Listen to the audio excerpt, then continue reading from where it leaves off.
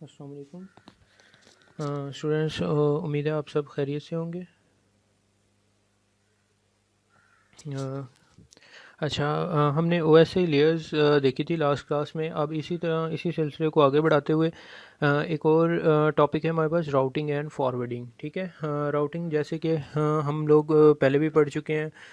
Routing के बारे में हमें पता है कि राउटर के क्या फंक्शन होता है, कैसे वो जो है अपना पाथ फाइंड आउट करता है, बेस्ट पाथ कैसे उससे फाइंड आउट करते हैं। ठीक है, अब उसी को हम आगे लेके चलते हैं कि उसमें कौन कौन से एल्गोरिदम इस्तेमाल होते हैं, वो बेस्ट पाथ कैसे फाइंड आउट करेगा। ठीक है, इस चैप्टर में हम यही चीज़ें देखेंगे कि कौन सा हमने एल्गोरिदम इसमें पढ़ना है जो बेस्ट पाथ हमें बताए। इसके अलावा इसमें हमारे पास और भी चीज़ें हैं, जैसे फॉरवर्डिंग है। ठीक है, फॉरवर्डिंग में कैसे फॉरवर्डिंग की टेक्निक क्या क्या है।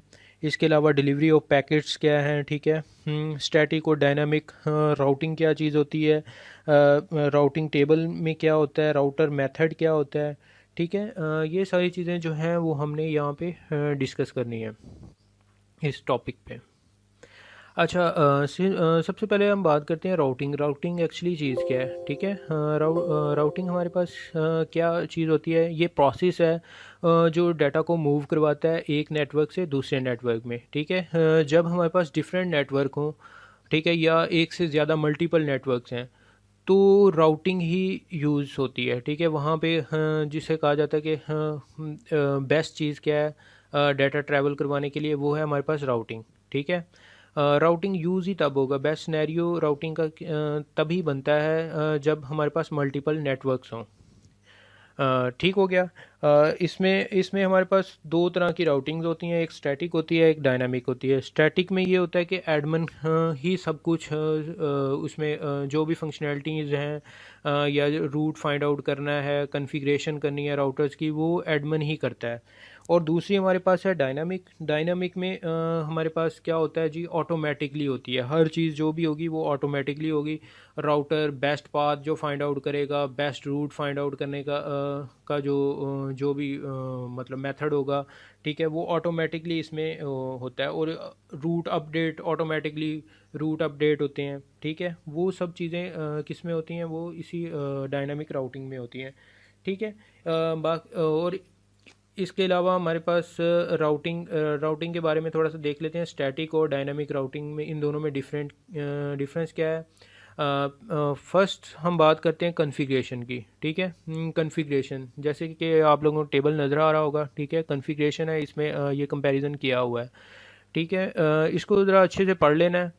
मैं थोड़ा सा बताता हूँ आपको। कॉन्फ़िगरेशन कॉन्फ़िगरेशन जो स्टैटिक में होती है वो हमारे पास मैनुअली होती है, यानी कि हमारा जो एडमिन है ना, उसी ने ही परफॉर्म करना होता है। जबकि डायनामिक में क्या होता है, ये ऑटोमेटिकली जो होता है, ऑटोमेटिकली काम जो है परफॉर्म किया जाता है। ऑटोमेटिकली कैसे होता है, फॉर एग्जांपल हमने कोई नया राउटर जो है वो अटैच किया है। ठीक है, अब पहले हमारे पास कोई और पाथ था। ठीक है, अब अल्टरनेटिव एक और पाथ आ गया है। तो अब जो बेस्ट पाथ होगा, इनकी आपस में कॉन्फ़िगरेशन, बाकी राउटर्स के लिए वैल्यू अपडेशन। ठीक है, वो जब हम एल्गोरिदम पढ़ेंगे डाइजेस्ट्रा बेलमैन फोर्ड, तो उसमें मैं बताऊंगा कि कैसे वैल्यू जो है ये अपनी ऑटोमेटिकली अपडेट करता है। ठीक है, उसमें ये चीज़ आपको मज़ीद क्लियर हो जाएगी। उसके बाद हम बात करते हैं स्टैटिक टेबल में, जो स्टैटिक राउटिंग है। ठीक है, उसमें टेबल क्रिएट होता है कि नहीं होता। उसमें जो टेबल बनता है वो एडमिन जो है वो खुद से ही क्रिएट करता है। ठीक है, वो बाय हैंड से जो है वो क्रिएट किया जाता है, उस टाइप का इसमें टेबल बनता है। डायनामिक में ऑटोमेटिकली होता है। ठीक है, ऑटोमेटिकली जो है वो टेबल बिल्ड होता है, उसकी वैल्यूज़ जो हैं वो फिल होती हैं। राउटिंग टेबल में क्या चीज़ होता था, नेटवर्क एड्रेस होता था। ठीक है, डेस्टिनेशन एड्रेस होता था। इसके अलावा हमारे पास मैट्रिक कॉस्ट क्या आ रही है, कॉस्ट होती थी, इंटरफेस होता था। ठीक है, अच्छा, नेक्स्ट हम देखते हैं। इसमें जो है हमारे पास राउटिंग एल्गोरिदम, एल्गोरिदम कौन सा हाँ मतलब इस्तेमाल होते हैं। स्टैटिक में जो है वो कोई ख़ास एल्गोरिदम की ज़रूरत नहीं पड़ती। ठीक है, ना ही वो इतना कॉम्प्लेक्स होता है ये जिसके लिए हमें एल्गोरिदम की ज़रूरत हो। जबकि हमारे पास डायनामिक जो होता है, डायनामिक में हमारे पास डिफरेंट एल्गोरिदम्स हैं, जैसे मैंने पहले भी बताया कि डाइजेस्टर है और बेलमैन फोर्ड है। ठीक है, इसी तरह हम जो इसका यूज़ क्या है, स्टैटिक कहाँ पे हम यूज़ करते हैं और डायनामिक कहाँ पे यूज़ करते हैं। स्टैटिक आमतौर पे स्मॉल नेटवर्क में यूज़ की जाती है। ठीक है, जहाँ छोटा सा नेटवर्क हो, एक दो राउटर्स हों, ठीक है, उनके लिए हम क्या करते हैं जी, खुद से जहाँ पे कॉन्फ़िगरेशन करना आसान हो, वहाँ पे हम आमतौर पे स्टैटिक ही यूज़ करते हैं। जबकि दूसरी हमारे पास है डायनामिक। डायनामिक में क्या करना पड़ता है, डायनामिक हमारे पास मल्टीपल जब नेटवर्क्स आ जाते हैं ना, राउटर्स मल्टीपल होते हैं, मल्टीपल नेटवर्क्स होते हैं, देन हम डायनामिक को प्रेफर करते हैं, क्योंकि ये खुद भी ऑटोमेटिकली जो है कॉन्फ़िगर करता है। वहाँ पे एडमन के एंड पे होता है, ठीक है, और वहाँ पे गलती के चांसेस वगैरह भी ज़्यादा होते हैं, कोई वैल्यूज़ मिस भी होने के ज़्यादा चांसेस होते हैं। यहाँ पे खुद ऑटोमेटिकली करेगा तो वो जो है वो कम्युनिकेशन थोड़ी रिलायबल हो जाती है। इसी तरह जब कोई लिंक फेल हो जाता है, लिंक का मतलब है एक राउटर से दूसरे राउटर में कम्युनिकेशन हो रही है, ठीक है, एक नेटवर्क से दूसरे नेटवर्क में आपस में कम्युनिकेशन हो रही है, कोई लिंक है वो ब्रेक हो जाता है, ठीक है, तो उसमें क्या होता है जी, राउटिंग जो है स्टैटिक में वो डिस्टर्ब हो जाती है। जबकि डायनामिक में ऐसा नहीं होता, ठीक है, वो ऑटोमेटिकली उस लिंक को वो एग्ज़िट कर देता है, कोई अल्टरनेटिव रूट ऑटोमेटिकली जो है ना वो कन्फिगर कर देता है, तो जो आपकी ट्रांसमिशन है वो डिस्टर्ब नहीं होती इस सिनेरियो में, ठीक है। हाँ, इसी तरह सिक्योरिटी जो है इसमें जो होती है स्टैटिक में वो एक्चुअली ज़्यादा होती है, ज़्यादा सिक्योर होता है, एक तो छोटा नेटवर्क होता है, ठीक है, दूसरा उसमें ये होता है कि उसमें ब्रॉडकास्टिंग हो रही होती है, मल्टीकास्टिंग हो रही होती है, ठीक है, तो उसमें सिक्योरिटी के जो इश्यूज जो हैं वो डायनामिक में ज़्यादा आते हैं। राउटिंग प्रोटोकॉल यूज़ होते हैं, आरआईपी हम इनको देखेंगे, ठीक है, स्टैटिक में तो यूज़ ही नहीं होते कोई ख़ास। अच्छा, इसमें एक्स्ट्रा रिसोर्स ये लास्ट पे लिखा हुआ है, ठीक है, एक्स्ट्रा रिसोर्स ये क्या चीज़ है, एक्स्ट्रा रिसोर्स क्या होता है? इसमें क्या होता है, एक्स्ट्रा रिसोर्स ये होता है कि जब आपने कोई एल्गोरिदम वगैरह परफॉर्म करने हैं, ठीक है, तो उसके लिए ज़रूरी है, हमें सीपीयू भी रिक्वायर्ड होता है और मेमोरी भी रिक्वायर्ड होती है, ठीक है, तो डायनामिक में क्योंकि ये काम हो रहा होता है तो हमें यहाँ पे सीपीयू और मेमोरी दोनों ही रिक्वायर्ड होंगी, जबकि स्टैटिक में नहीं होती। स्टैटिक में बस टेबल ही है, टेबल क्रिएट करना होता है, उसमें वैल्यूज़ वगैरह स्टोर करने की ज़्यादा एक्स्ट्रा ज़रूरत नहीं पड़ती, ठीक है। नेक्स्ट चलते हैं। नेक्स्ट आ जाती है बात डिलीवरी ऑफ पैकेट। पैकेट की जो डिलीवरी है वो किस तरह से होती है। पैकेट की दो तरह से डिलीवरी होती है, एक होती है डायरेक्ट डिलीवरी होती है, एक इनडायरेक्ट होती है। डायरेक्ट में क्या होता है, डायरेक्ट डिलीवरी में ये होता है हमारे पास अ, जब हमारे पास सेम नेटवर्क है, ठीक है, हमने एक पैकेट सेम नेटवर्क में भेजना है, एक हमारे पास कोई नेटवर्क है, ठीक है, यानी कि आपकी यूनिवर्सिटी है, अब आपने यूनिवर्सिटी टू यूनिवर्सिटी ही आप मैसेज भेजना चाहते हो, वो एक ही नेटवर्क है, ठीक है, एक ही उसका प्रोवाइडर है और उसका एड्रेस भी है, जो नेटवर्क आईडी है वो सेम है, ठीक है, तो अब ये जो इनके बीच में डिलीवरी होगी, यूनिवर्सिटी विद इन यूनिवर्सिटी कर रहे हैं, ठीक है, एक नोड से दूसरे नोड में जो हमारी कम्युनिकेशन होगी वो क्या है, वो जो है वो डायरेक्ट डिलीवरी है, हमारा पैकेट जो है वो डायरेक्ट जो है वो फॉरवर्ड होता है। दूसरा होता है इनडायरेक्ट। इनडायरेक्ट में क्या होता है, इनडायरेक्ट में हमारे पास डिफरेंट नेटवर्क्स हैं, फॉर एग्जांपल एक नेटवर्क 1 है, एक नेटवर्क 2 है, अब बीच में राउटर लगा हुआ है, अब एक नेटवर्क से दूसरे नेटवर्क में जब भी जाना है तो वो जो डिलीवरी होगी वो क्या होती है, वो डायरेक्ट इनडायरेक्ट डिलीवरी होती है, ठीक है। जैसे कि ये आपको एक डायग्राम नज़र आ रही है, ठीक है, इसमें दो होस्ट हैं, होस्ट 1 होस्ट 2, और बीच में क्या है, एक नेटवर्क बना हुआ है।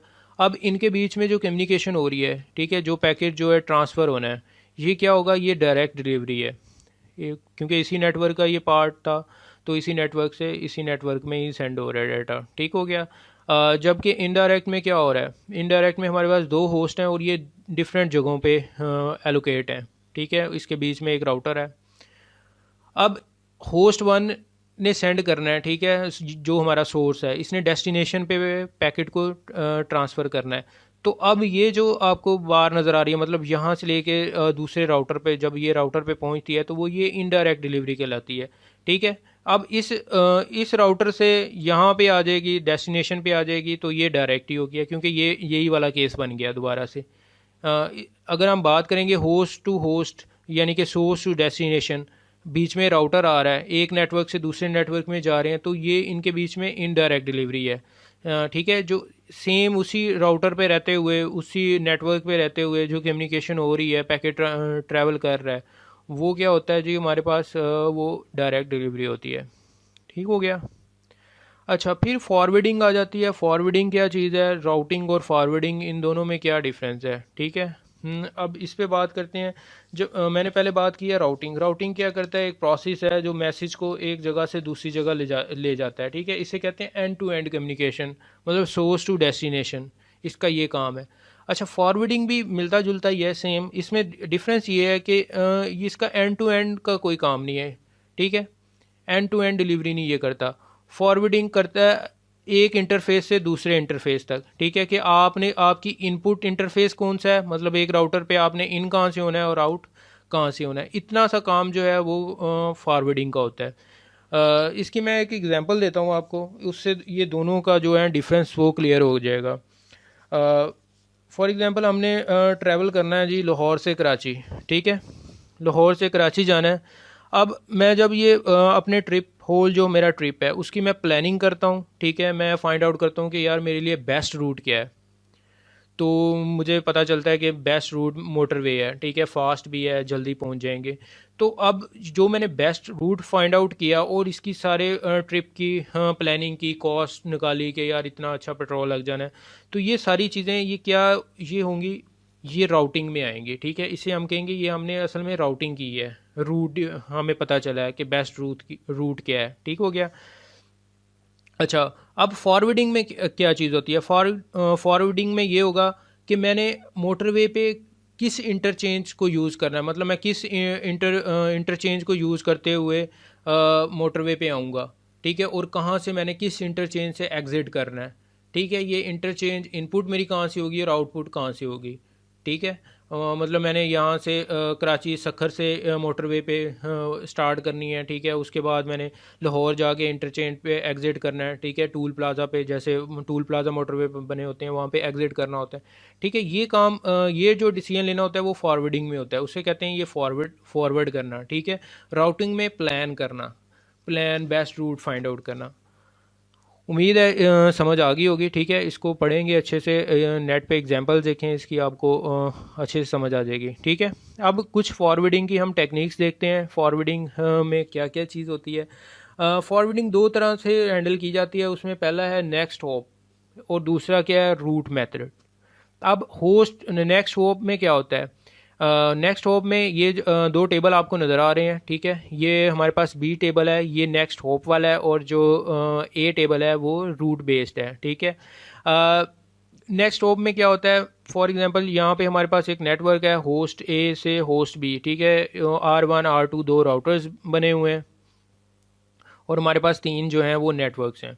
हमने होस्ट ए से होस्ट बी पे जो है डाटा सेंड करना है। तो अगर हम बनाना चाहें नेक्स्ट होप का, हमने टेबल बनाना है, तो हम क्या करते हैं जी, हम सबसे पहले हमें पता है कि हमारी डेस्टिनेशन क्या है। हमें पता है जी होस्ट बी जो है हमारी डेस्टिनेशन है, ठीक हो गया। अब किसने पैकेट भेजा था, होस्ट ए ने भेजा था। अब होस्ट ए का अगला होप क्या चीज़ है, होप जो भी होता है मतलब राउटर हो गया या कोई भी डिवाइस होगी, नेटवर्क हो गया, ठीक है। कोई भी डिवाइस जो लगी होगी, ठीक है, कम्युनिकेशन के लिए, वो हमारे पास क्या होगी जी, हमारा वो नेक्स्ट होप होगा। अब यहाँ पे क्या है जी, R1 है, ठीक है। तो यहाँ पे हम टेबल पे लिख देंगे R1। इसी तरह अब R1 से नेक्स्ट हमने जाना है डेस्टिनेशन की तरफ। डेस्टिनेशन, अब जो हमारे पास डेस्टिनेशन है, डेस्टिनेशन तो हमारे पास होस्ट भी है, वो तो फिक्स रहेगी, ठीक है। लेकिन अब हमारा नेक्स्ट होप हम यहाँ पे खड़े हुए हैं, R1 पे हैं।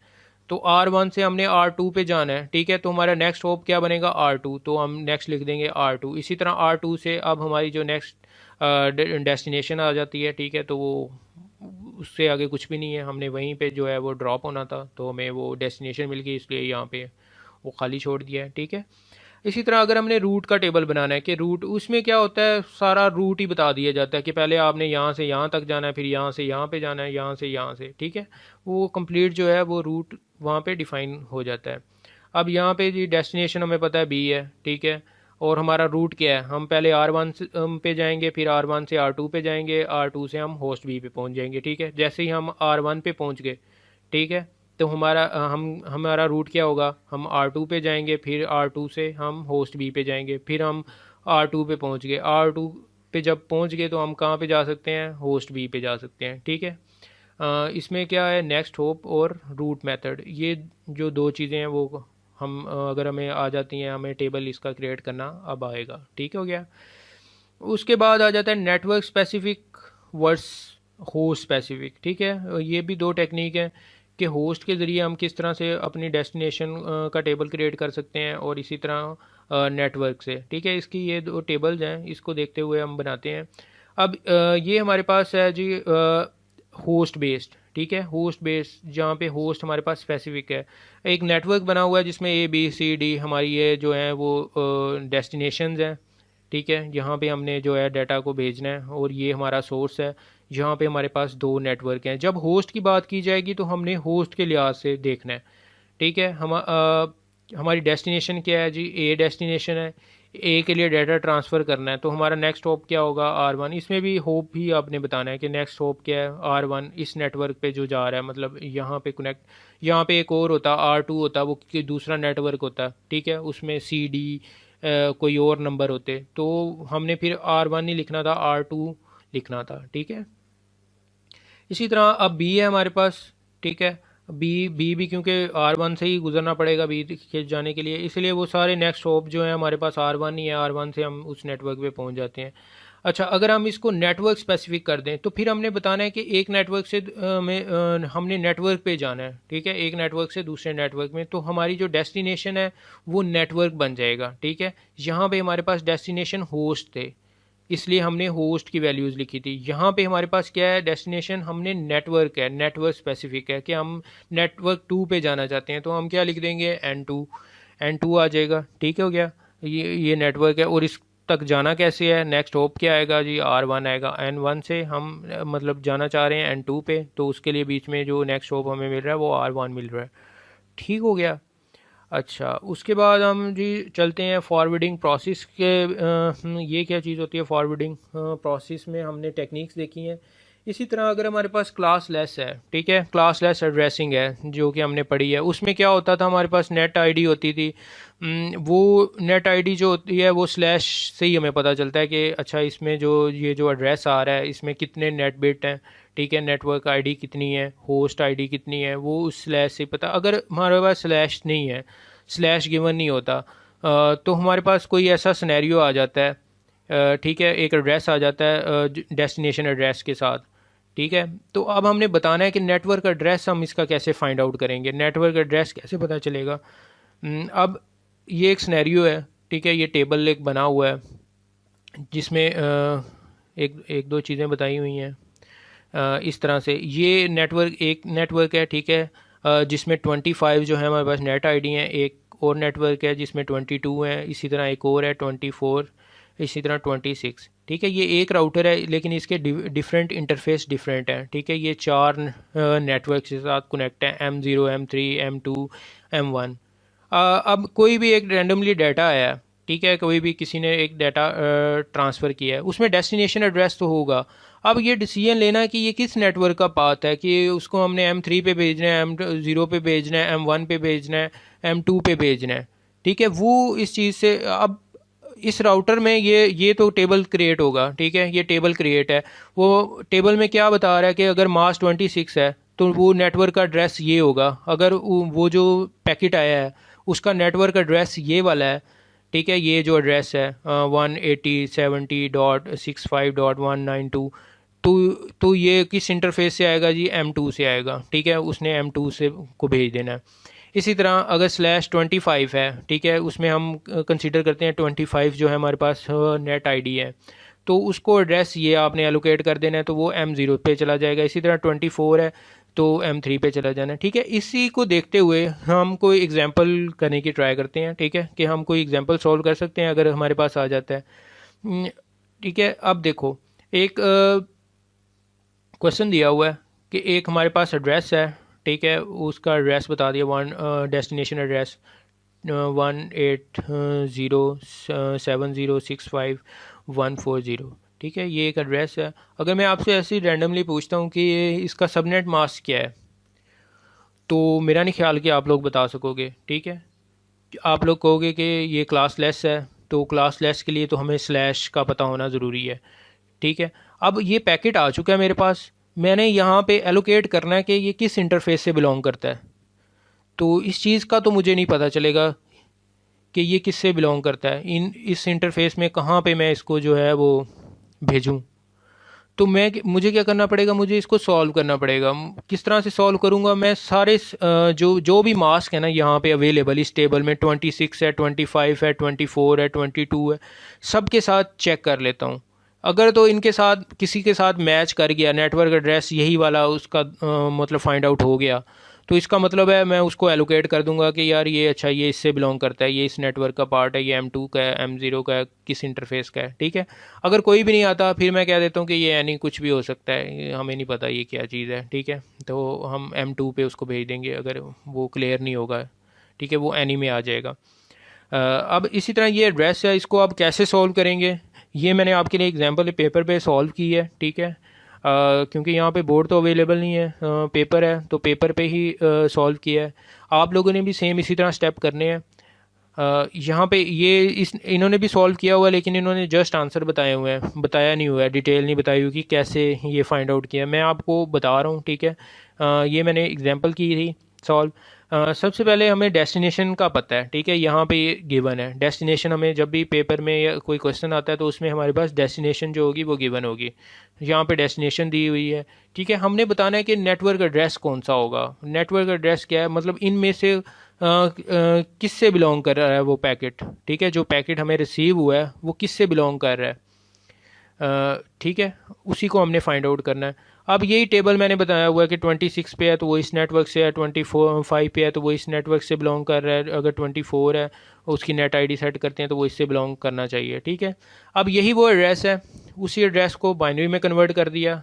इसके तो अब आप लोग माहिर हो गए कि बाइनरी में कैसे कन्वर्ट करना है, इसकी हमने बहुत ज़्यादा प्रैक्टिस की हुई है, ठीक है। अगर अभी भी किसी की नहीं है तो वो गूगल करे और इसको देखे, इसकी वीडियोस वगैरह देखे कैसे डेसिमल को हम बाइनरी में कन्वर्ट करते हैं, ठीक हो गया। अच्छा, ये हमने वैल्यू जो है वो कन्वर्ट कर ली, ये हमने अभी यूज़ करनी है। अब इसी का हमने ये जो हमारे पास एड्रेस आया है इसका सबनेट मास्क फाइंड आउट करना है।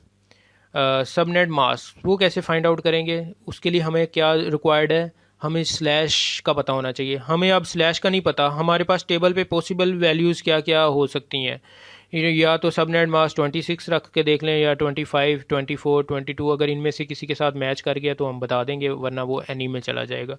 अब हम पहले स्टार्ट करते हैं 26 से, /26 है ये, ठीक है। 26 अगर हम रखते हैं तो इसका क्या मतलब है कि हमारे पास जो होस्ट आईडी होगी, ठीक है, होस्ट आईडी सबनेट मास्क में 0 हो जाती है और नेट आईडी क्या होती है 1 हो जाती है, ठीक हो गया। अब सबनेट मास्क फाइंड आउट करना है तो 26 क्या है जी, हमारे पास होस्ट आईडी है, ठीक है। तो मतलब इसको हमें क्या करना है 1 1 कर देना है, ठीक है। यहाँ पे मैंने 1 1 कर दिया है, ठीक है। ये हो गया 8 ये हैं, 8 ये हैं, 8 24 और 2 ये 26, बाकी होस्ट आईडी क्या हो गया 0 हो गया, ठीक है। इनको डेसिमल में कैलकुलेट कर लिया, 255 255 255 और 192, ठीक हो गया, ये आ गया। अब मेन फार्मूला क्या है, हम डेस्टिनेशन एड्रेस जो हमारे पास ये एड्रेस गिवन है, ठीक है, ये वाला एड्रेस हो गया, सबनेट मल्टीप्लाई करना है सबनेट मास्क जो भी हमने ये फाइंड आउट किया है, ठीक है। इनको मल्टीप्लाई करके हमारे पास नेटवर्क एड्रेस आएगा, ठीक है। अगर तो नेटवर्क एड्रेस ठीक आ गया, उनमें से किसी के साथ मैच कर गया, तो हम कह देंगे कि ये इसी का ही पार्ट है, अदरवाइज़ क्या कि वो इससे बिलोंग नहीं करता। अब हमने इनको आपस में मल्टीप्लाई किया है, ठीक है, मल्टीप्लाई करोगे तो 128 आ गया, 70 आ गया, मल्टीप्लाई करने, इनको बाइनरी में मल्टीप्लाई करना है, डेसिमल में करोगे तो अजीबोगरीब से आंसर आएंगे, ठीक है, वो काम नहीं करना। ये मैंने इसको कन्वर्ट करके इसको बाइनरी में कन्वर्ट करना है, दोनों वैल्यूज़ को बाइनरी में, ये निकाली हुई है, एक पहले निकाली हुई थी, ठीक है। इन दोनों को आपस में जब मल्टीप्लाई करोगे ना, जहाँ जहाँ पे 1 आएगा सिर्फ वही वैल्यू 1 होगी, बाकी तो 0 हो जाएगी, ठीक है। तो ये आपके पास एक वैल्यू आ जाएगी, ये वैल्यू आ गई, ठीक है, 180 70 65.128। अच्छा, स्लैश हमारे पास 26 के साथ ये वाला एड्रेस आ रहा है जो कि गलत है, ठीक है, ये नहीं आना चाहिए था। /26 है, /26 पे तो ये एड्रेस आना चाहिए था 126 70 65 192, ये नेटवर्क एड्रेस होना चाहिए था, तो ये इस मास्क से बिलोंग करता, ठीक है। तो अब ये नहीं कर रहा, तो मतलब ये 26 जो है वो नहीं, राइट नहीं है। तो हम क्या करते हैं, हम अब 25 के लिए चेक करते हैं, ठीक है। अब 25 है तो मतलब एक बिट और कम कर देंगे, सब नेट मास्क में जो वंस होंगे वो अब 25 हो जाएंगे, नेट आईडी 1 हो जाएंगी, ठीक है, बाकी होस्ट क्या है 00। अब दोबारा सबनेट मास्क निकाला 25 के साथ, तो ये 255 आ गया। ठीक है, अब नेक्स्ट चलते हैं। अब इसी तरह दोबारा डेस्टिनेशन एड्रेस लिख दिया। उसके बाद क्या करना है जी, 255 ठीक है, इनको क्या कर देना है, मल्टीप्लाई कर दें। मल्टीप्लाई करके आपके पास ये वाली वैल्यू आ जाती है। अब ये देखें, यही वैल्यू क्या 25 स्लैश पे टेबल में भी है? अगर तो है तो मतलब ये मैच कर गई है। ठीक है, यहाँ पे देखें /25, ये वही वैल्यू आ गई है हमारे पास। तो ये क्या है, M0 का पार्ट है। ठीक है, इसको M0 इस इंटरफेस पे भेजेंगे। ठीक है, ये इसका पार्ट है। ये जो पैकेट आया है वो यहाँ पे आएगा। ठीक है, M0 पे। तो फाइनल इस तरह से एक लाइन आप लिख दोगे कि ये मैच कर गया है। ठीक है, नेटवर्क एड्रेस से। तो ये 25 स्लैश का ही से ही बिलोंग करता है। डी को देखा था, इंडायरेक्ट डिलीवरी देखा था, फॉरवर्डिंग को देखा था, फॉरवर्डिंग टेक्निक्स को देख रहे थे हम लोग। अच्छा, उसमें कुछ एग्जांपल्स हमने की थी। ठीक है, उसी को हम आगे लेके चलते हैं। हमारे पास राउटिंग की टेक्निक्स हैं कि राउटर शॉर्टेस्ट पाथ कैसे फाइंड आउट किया जाता है। उसके लिए हमें थोड़ा सा ग्राफ थ्योरी को देखना होगा। ठीक है, ये आप लोगों ने डिस्क्रीट स्ट्रक्चर्स में पढ़ी होगी। ठीक है, अगर नहीं पढ़ी, मैं एक दफ़ा दोबारा से इसको रिपीट कर रहा हूँ, इसको आपने देखना है। ग्राफ क्या चीज़ होती है? ग्राफ किसी चीज़ को हम प्रेजेंट करने के लिए यूज़ करते हैं। इसमें दो चीज़ें होती हैं, एक होते हैं हमारे पास वर्टिक्स होते हैं और एक एजेस होते हैं। ठीक है, जब हम नेटवर्क की बात करेंगे, हमारा जो वर्टिक्स हो गए ना, वो हमारा नोड होगा, कंप्यूटर होगा, कोई प्रोसेस होगा। ठीक है, उसको हम वर्टिक्स के साथ शो करेंगे। और यहाँ पे राउटर्स, ठीक है, नेटवर्क में मेन क्या होता है, राउटर्स क्या होते हैं, हमारे वर्टिक्स होते हैं। इसी तरह कंप्यूटर्स नोड्स को भी हम करते हैं, किसी प्रोसेस को भी वर्टिक्स से ही रिप्रेजेंट करते हैं। अब इनके बीच में जो कनेक्शन होगा, कम्युनिकेशन होगी, ठीक है, वो किसके थ्रू होती है, लिंक होगा जो, वो उनको कहते हैं एजिस। ठीक है, दो वर्टिक्स होते हैं, उनके बीच में एक लिंक होता है, उसको क्या कहेंगे, एज कहेंगे। ठीक है, और राउटिंग में हर राउटर को अपने नेबर का पता होता है कि उसके टेबल में क्या वैल्यू चल रही है। ठीक है, उसकी कॉन्फ़िगरेशन के बारे में जो है दूसरे को आइडिया होता है। ठीक है, अब ग्राफ में हमारे पास दो तरह के ग्राफ होते हैं, इनडायरेक्ट ग्राफ होता है और डायरेक्ट ग्राफ होता है। इनडायरेक्ट में क्या होता है, इसमें कोई डायरेक्शन नहीं दी होती। ठीक है, जिस तरह से ये डायग्राम में आप लोग देख रहे हो कि इसमें कोई डायरेक्शन नहीं है।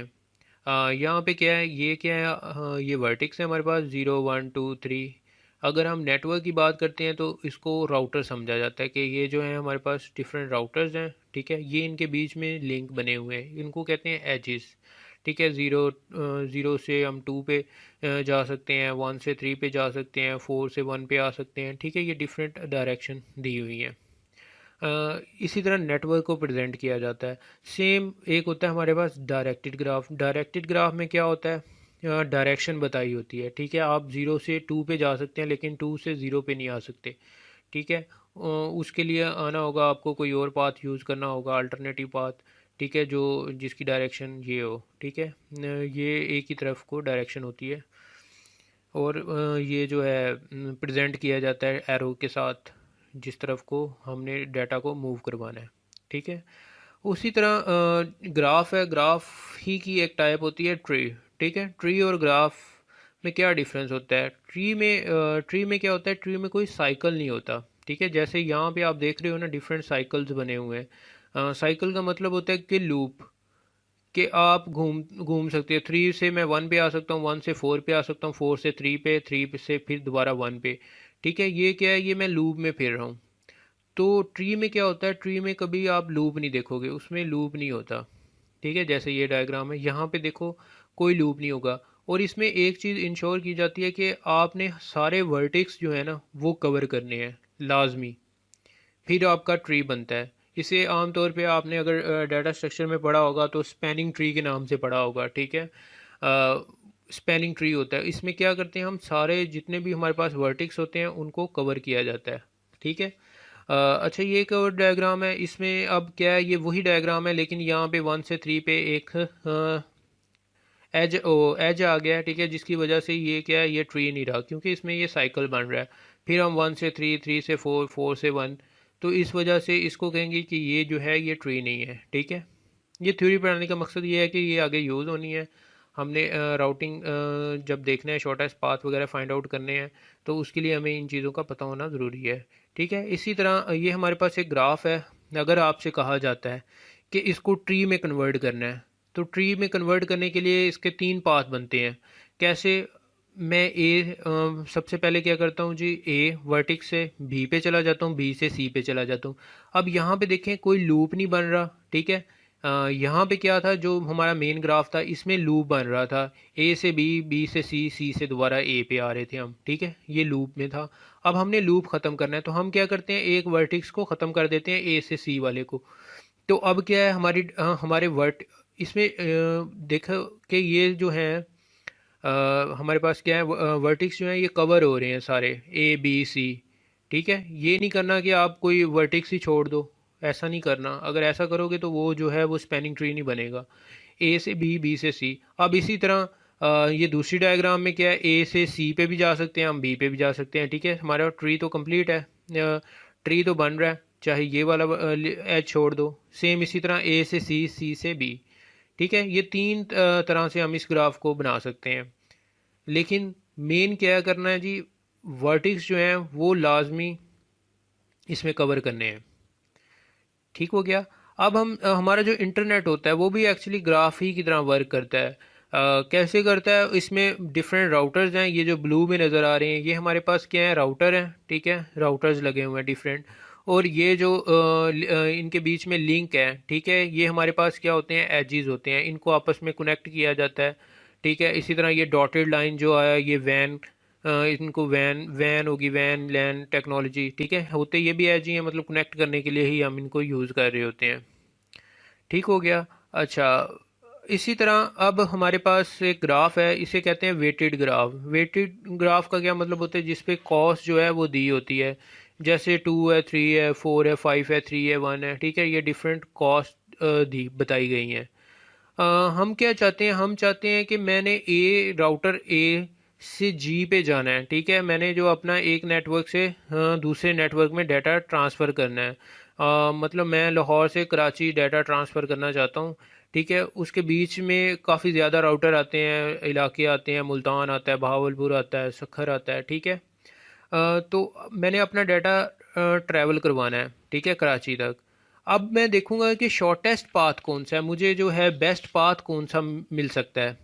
अब मेरे पास अल्टरनेटिव बहुत सारे पाथ हैं। मैंने ट्री बनाना है एक्चुअली, मैं इसे कहते हैं, हम जो अब बनाने जा रहे हैं लीस्ट कॉस्ट ट्री बनाना है। Least cost tree, least cost tree का मतलब होता है कि ये जैसे यहाँ पे लूप बना हुआ है, ए से बी, बी से ई, ई से डी, ये लूप भी ख़त्म हो जाए और मुझे जो है वो कम से कम कॉस्ट में जी पे पहुंचा दे। ठीक है, जी राउटर पे पहुंचाना है। तो अब क्या करना होगा, ठीक है, उसके लिए ये डायग्राम है। ठीक है, हम लोग देखते हैं क्या करना है। हमने जाना है ए से जी पे। अब सबसे पहले जो भी नोड होगा, रूट नोड, ठीक है, उसको ब्लैक कलर कर देना है कि हमने यहाँ से विजिट जो है शुरू किया है। ठीक है, हमारा जो रूट नोड होगा वो ये वाला है। ठीक है, जैसे यहाँ पे ब्लैक कर दिया गया है। ठीक है, अब हमने ए से हमारे पास 2 पाथ हैं। ए से हम बी पे भी जा सकते हैं, ए से हमने डी पे भी जाना है। ठीक है, अच्छा, एक और चीज़, लीस्ट कॉस्ट ट्री है। ट्री में हमने सारे नोड को कवर करना है। ठीक है, ये बात भी याद रखनी है, सारे जो भी हमारे नोड हैं यानी कि हमारे वर्टिक्स हैं उन सब को कवर करना है, लेकिन लीस्ट कॉस्ट में करना है। ए से हमने जी तक जाना है। ठीक है, सारे वर्टिक्स को कवर करते हुए, सारे वर्टिक्स और लीस्ट कॉस्ट में, कम से कम कॉस्ट में कवर करना है। ठीक है, और ये भी देखना है कि साइकिल भी ना बने। अगर साइकिल बनेगा तो फिर वो ट्री नहीं रहेगा। ठीक है, इन 3-4 चीज़ों को देखते हुए हमने ये डिज़ाइन करना है। अब मैं ए पे आ गया। ठीक है, सबसे पहले मेरा रूट नोड क्या था, ए था। अब ए से मैंने बी पे जाना है, तो मुझे कॉस्ट क्या पड़ रही है जी, 2 कॉस्ट है। ठीक है, इसी तरह ए से मैंने डी पे जाना है, तो मुझे कॉस्ट क्या मिल रही है, 3 मिल रही है। ठीक है, अगर मैंने ए से ए पे ही जाना है तो कॉस्ट क्या होगी, 0 होगी। ठीक है, सेम इसी तरह ये जो डायग्राम में बताया हुआ है, अगर मैं ए से बी पे जाता हूँ तो कॉस्ट में मुझे जो कॉस्ट मिलेगी वो 2 मिलेगी। ठीक है, और ए से मैं डी पे जाता हूँ तो कॉस्ट मुझे 3 मिलेगी। ठीक हो गया। अच्छा, अब इसी तरह ए जो है इससे ज़्यादा ए में और कोई पॉसिबिलिटी नहीं हो सकती, ठीक है। दो ही पाथ थे, दोनों हमने विज़िट कर लिए, ठीक है। अब हम चलते हैं नेक्स्ट पे। अब हम बी पे पहुंच गए। अब बी से मैं क्या कर सकता हूँ, बी से मैं ई पे जा सकता हूँ, ठीक है, और बी से मैं सी पे जा सकता हूँ। तो दो मेरे पास पाथ हैं। तो मैं क्या करता हूँ, दोनों पाथ पे विज़िट करता हूँ पहले। अच्छा, पहले मैंने विज़िट कर लिया, बी से मैं ई पे जाना चाहता हूँ। अब मेरी कॉस्ट क्या आएगी, ए से मैं बी पे आया तो मेरी टू कॉस्ट थी, ठीक है। अब असल में मैं ए से ई पे आना चाह रहा हूँ, ठीक है। एक्चुअली में ये हो रहा है, लेकिन बी आ रहा है साथ में, बी की कॉस्ट भी ऐड करनी होगी। अब बी की कॉस्ट क्या थी, टू, तो टू प्लस फोर, ठीक है। तो हमारे पास ई की कॉस्ट क्या आ गई, सिक्स आ गई, ठीक हो गया। अच्छा, उसके बाद हमने कवर करना है सी। सी की कॉस्ट क्या होगी, बी की क्या है, टू, यहाँ पे क्या है फाइव, टू प्लस फाइव क्या हो गया, सेवन हो गया। सी पे जो हमारी कॉस्ट आ रही है वो क्या आ रही है, सेवन आ रही है, ठीक हो गया। अच्छा, इसी तरह अभी हमारा डी जो था, डी नहीं हमने विज़िट किया था, डी को विज़िट करना है। डी से ए पे जाने की वो कॉस्ट, मतलब ए से हमने डी पे आना था, डी इसको उल्टा नहीं देखना, जब डी की बारी आएगी देन हम डी से ए पे जाएंगे, ठीक है। अभी हमने ए से डी पे जाना था, इसलिए वापस नहीं जाना। इसी तरह अब डी से हम ई पे जा सकते हैं, ठीक है। अगर हम ई पे जाते हैं तो हमारी कॉस्ट क्या आती है, थ्री प्लस फाइव, ठीक है, थ्री प्लस फाइव, तो ये बनती है ई पे एट कॉस्ट बनती है। जबकि एक और हमारे पास पाथ था, ए बी से हम ई पे जा रहे थे, वहाँ कॉस्ट सिक्स बन रही थी। तो हम क्या करेंगे कि ये जो है ये बेहतर नहीं है, ये लिंक बेहतर नहीं है, ये कॉस्ट को बढ़ा रहा है, तो हम ये लिंक ख़त्म कर देंगे, ठीक है। क्योंकि हमने साइकिल भी ख़त्म करना है, लीस्ट कॉस्ट ट्री बनाना है, तो इसकी ज़रूरत नहीं है कि अगर ए से हम डी पे आएँ, डी से हम ई पे आएँ, ठीक है। ई के लिए बेहतर कॉस्ट क्या है, ए से बी पे आए, बी से ई पे आ जाएं, ठीक है। ये हमारे पास बेहतर कॉस्ट है, ठीक हो गया। अब उसके ये लिंक जो है यहाँ पे ख़त्म कर देना है। इसी तरह अब हम ई पे आ गए हैं। ई पे जैसे ही पहुँचेंगे, अब ई के लिए भी हमें जो है वो एक नोड ही मिल रहा है यहाँ पे, ठीक है। वापस तो हमने जाना नहीं है। ई पे एक ही नोड है, कौन सा, एफ़। एफ़ को विज़िट कर लेते हैं, ठीक है। कॉस्ट क्या आ रही थी, सिक्स थी, ठीक है। टू प्लस और ऐड हुए जो एफ़ तक ले जाएगा, तो यहाँ पे क्या आ गया, एट आ गया, ठीक है। अब हम एफ़ पे आ चुके हैं। उसी तरह हम यहाँ पे सी पे पहुँच चुके थे। सी की कॉस्ट क्या थी, सेवन थी, ठीक है। अब सी के देखो रूट की हमारे पास जो पाथ बन रहे हैं वो कितने बन रहे हैं हमारे पास, एक हम जी पे जा सकते हैं, एक हम एफ़ पे जा सकते हैं, ठीक है, दो हैं। हमारे पास सी की अभी तक टोटल कॉस्ट क्या आ रही थी, सेवन आ रही थी। अगर हम सी से एफ पे जाते हैं, ठीक है, सेवन प्लस फोर, तो हमारे पास इलेवन आ जाता है। जबकि इससे पहले हमारे पास बेस्ट पाथ आया हुआ है, वो तो एट है, ठीक है, कम वैल्यू है। तो हम क्या करेंगे, हम इसको भी ख़त्म कर देंगे कि ये भी बेहतर नहीं है, ई से एफ ही बेहतर है, कॉस्ट क्या आ रही है, कम आ रही है, ठीक हो गया। इसी तरह हम नेक्स्ट चलते हैं। अब हमारे पास एफ़ से हम जी पे जा सकते हैं, ठीक है। तो हमें कॉस्ट क्या पड़ रही है, एफ़ प्लस वन, ठीक है, नाइन आ गया। अगर हम सी से आते तो वहाँ कॉस्ट क्या पड़ती, सेवन था, टोटल इसकी वैल्यू क्या थी, सेवन प्लस थ्री, तो यहाँ पे क्या बन जाता है, टेन बन जाता। तो ये कॉस्ट ज़्यादा है, तो हम क्या करते हैं, वो पुराने वाले ही कॉस्ट को यूज़ करते, वो थी नाइन, ठीक है। इस तरह से ये हमने एक नोड को विज़िट किया है, ठीक है, कंप्लीट ग्राफ बनाया है। अगर राउटर ए ने मतलब डाटा ट्रांसफ़र करना है लीस्ट कॉस्ट से, तो वो किन किन पाथ से भेज सकता है, ठीक है। उसका लीस्ट कॉस्ट पाथ जो आएगा वो ये आएगा, ठीक है। ट्री जो बनेगा वो ये बनेगा, क्या होगा, ए से बी पे जा सकता है, ए से डी पे जाएगा, ठीक है, कॉस्ट क्या आ रही है, टू आ रही है। इसी तरह डी पे जाने की थ्री आ रही है। फिर ए से बी, बी से हम ई पे जा सकते हैं, कॉस्ट क्या आ रही है, सिक्स आ रही है, ठीक है। इसी तरह ई से एफ पे जा सकते हैं, वहाँ कॉस्ट क्या आ रही है, एट आ रही है। फिर एफ से जी पे पहुँचा जा सकता है, वहाँ पे कॉस्ट क्या आ रही है, नाइन आ रही है। सेम इसी तरह बी से सी पे जाने की कॉस्ट क्या आ रही है, सेवन आ रही है, ठीक है। बाकी भी इसके सारे नोड को अलग अलग से विज़िट करना है, ठीक है। ये जितने भी राउटर्स हैं इन सब को अलग अलग विज़िट करेंगे, हर एक की कॉस्ट निकालेंगे, ठीक है। ये यहाँ पे सारे मैंने कंप्लीट करके बताए हुए हैं। ए से बी पे जाना है, बी से सी पे जाना है, इसी तरह डी पे जाना है, बी से ई पे जाना है, ई से ई से एफ पे जाना है, एफ से जी पे जाना है, ठीक है। ये सारे जो हैं ये ग्राफ हर एक नोड का यहाँ डी पे बना हुआ है, बी से बनाया हुआ है, सी से बनाया हुआ है, एफ से बनाया हुआ है, ई से बनाया हुआ है, जी से बनाया हुआ है, ठीक है। उम्मीद है आप लोगों को समझ आ गई होगी, ठीक है। मैं एक और आप लोगों को एक और कोई भी मतलब एग्जांपल ना पेज पे करके साथ में वीडियो के अटैच कर रहा हूँ, ठीक है। उसको भी देख लेना, अगर इस तरह से नहीं आप लोगों को समझ आ रही तो वो बोर्ड का काम देगी, ठीक है, वो इजीली समझ आ जाएगा। अस्सलाम वालेकुम स्टूडेंट्स। जैसा कि मैंने अभी आपको स्लाइड्स में बताया था कि मैं लीस्ट कॉस्ट ट्री की एक और एग्जांपल जो है वो अभी आपको करवाऊंगा, ठीक है। यहाँ पे ये मेरे पास एक एग्जांपल है, ठीक है, मैंने पहले से नोट कर लिया, जिसमें यू है, वी है, डब्ल्यू है, जी है, वो वाई है और एक्स है, ठीक है। इन सब की कॉस्ट जो है वो एजिस पे लिखी हुई है, ठीक है। करना इसमें हमने क्या होता है, हमने लीस्ट कॉस्ट फाइंड आउट करनी होती है हर नोड की, हर वर्टेक्स की, ठीक है। मैं चाहता हूँ मैंने लीस्ट कॉस्ट यू की फाइंड आउट करनी है हर वर्टेक्स के लिए, तो मैं क्या करता हूँ, यू से वी की जो लीस्ट कॉस्ट होगी वो बताऊँगा, यू से एक्स की जो लीस्ट कॉस्ट होगी वो बताऊँगा, यू से डब्ल्यू की जो लीस्ट कॉस्ट होगी वो बताऊँगा, यू से जी की लीस्ट कॉस्ट बताऊँगा, यू से वाई की लीस्ट कॉस्ट बताऊँगा, ठीक है। हर एक की मैंने लीस्ट कॉस्ट इसमें बतानी होती है। तो उसके लिए क्या करना होता है, सबसे पहले अब मैं यू की विज़िट करना चाहता हूँ, यू की कॉस्ट बताना चाहता हूँ, तो मैं यू को विज़िट करता हूँ, ठीक है। तो मैं क्या सिंपल करूँगा, यहाँ पे यू लिख के, ठीक है, यू वर्टेक्स आ जाएगा मेरा। अब क्या करना है, अब यू से अगर मैंने यू पे ही जाना है तो मुझे जो कॉस्ट मिल रही है वो क्या मिल रही है, ज़ीरो, ठीक है, ज़ीरो कॉस्ट होती है। अब मैं क्या करता हूँ, जो आपने मतलब नोड है, रूट नोड है जहाँ से स्टार्ट किया, उसको थोड़ा ब्लैक कलर या डार्क कर दें ताकि पता चल जाए कि ये वाला जो नोड है वो विजिट हुआ है, ठीक है। अच्छा, अब नेक्स्ट क्या है, अगर मैं इसी को यूज़ करता हूँ, ठीक है, तो मैं कहाँ पे जा सकता हूँ, इसके नेबर्स कौन कौन से होंगे, इसके दो नेबर्स हैं वी और एक्स, ठीक है, वी और एक्स, मैं वी और एक्स को विज़िट कर सकता हूँ। अच्छा, तो अब मैं वी को विज़िट करूँगा तो मुझे जो कॉस्ट आ रही है वो क्या आ रही है, टू आ रही है। वी को विज़िट करने की कॉस्ट क्या है, टू, ठीक है, ऐड हो जाएगी ज़ीरो प्लस टू, तो क्या होगी, टू, ठीक है।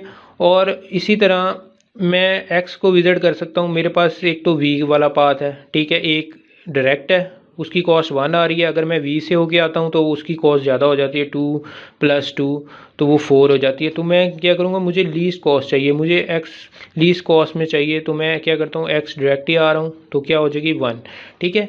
अब ये दो नोड जो थे जो इसके साथ नेबर थे वो मैंने विज़िट कर लिए, एक की कॉस्ट टू आ रही है और वन आ रही है, ये मिनिमम कॉस्ट है, आप जैसे मर्ज़ी चेक कर लें, जो सी मर्ज़ी पॉसिबिलिटी बना लें, ठीक है, ये सबसे कम कॉस्ट होगी, ठीक हो गया। अब इसी तरह नेक्स्ट यहाँ पे एरो भी शो कर दें कि कहाँ से डायरेक्शन है, ठीक है।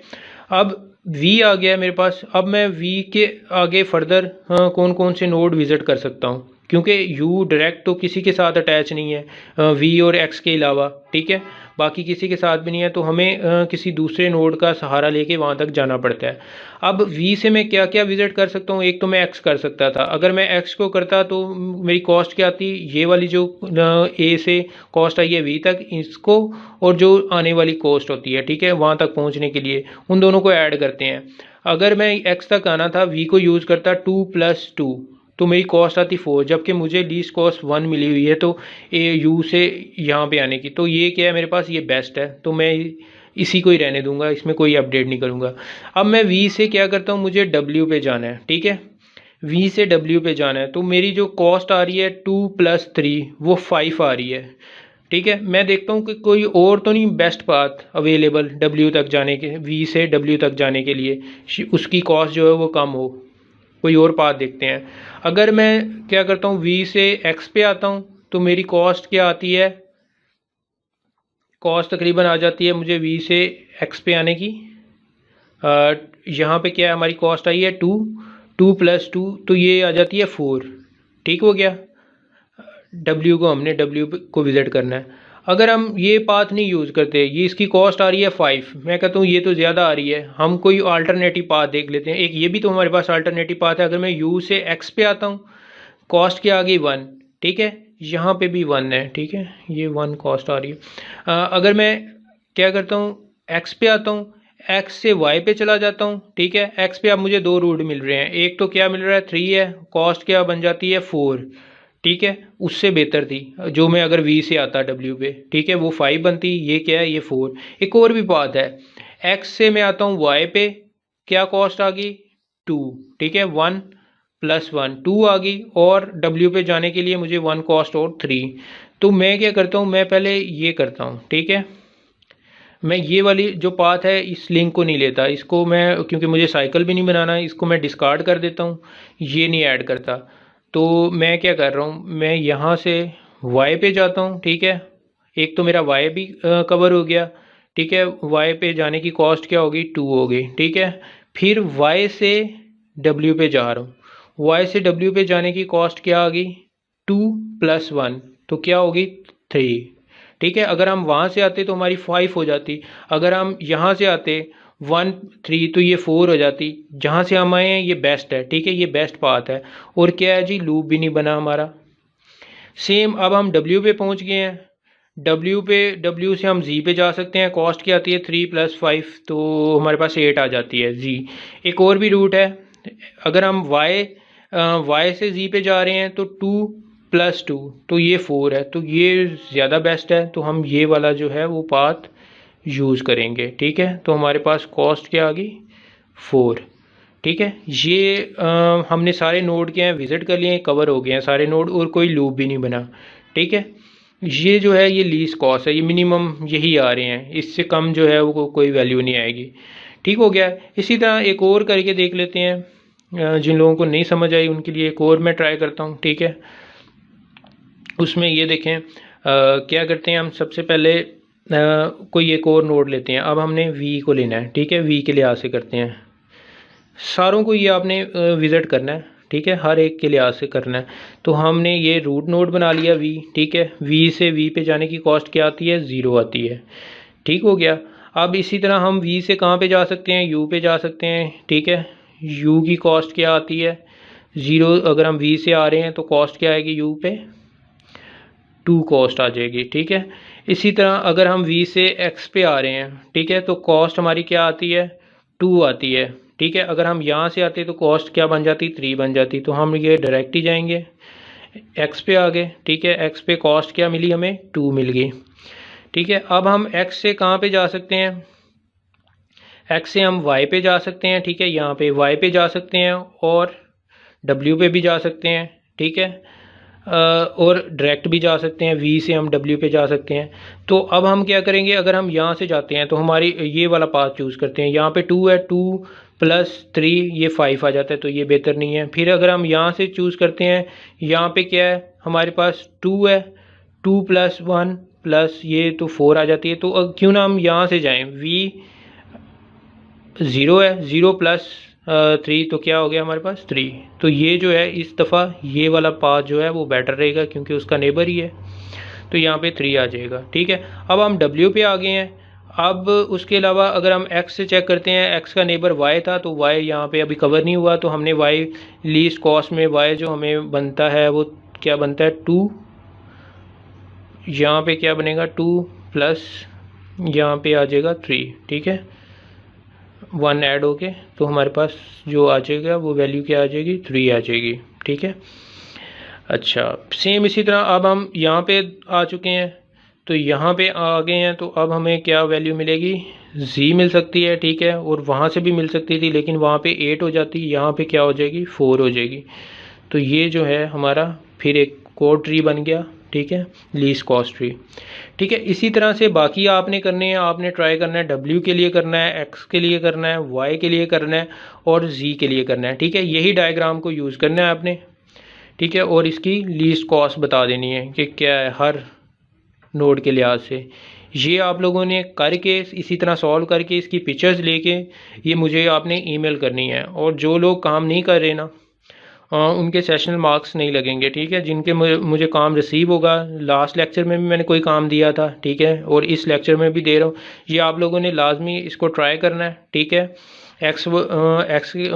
W के लिहाज से, X के लिहाज से, Y और Z, इन सारों के लिहाज से इसी तरह स्टेप बाय स्टेप जिस तरह से मैंने किया, पहले यू का किया, वी के, अब आप नेक्स्ट डब्ल्यू का करोगे, एक्स का करोगे, वाई का करोगे, जी का करोगे, ठीक है। उसके लिए लीस्ट कॉस्ट निकाल के मुझे बताओगे, ठीक है।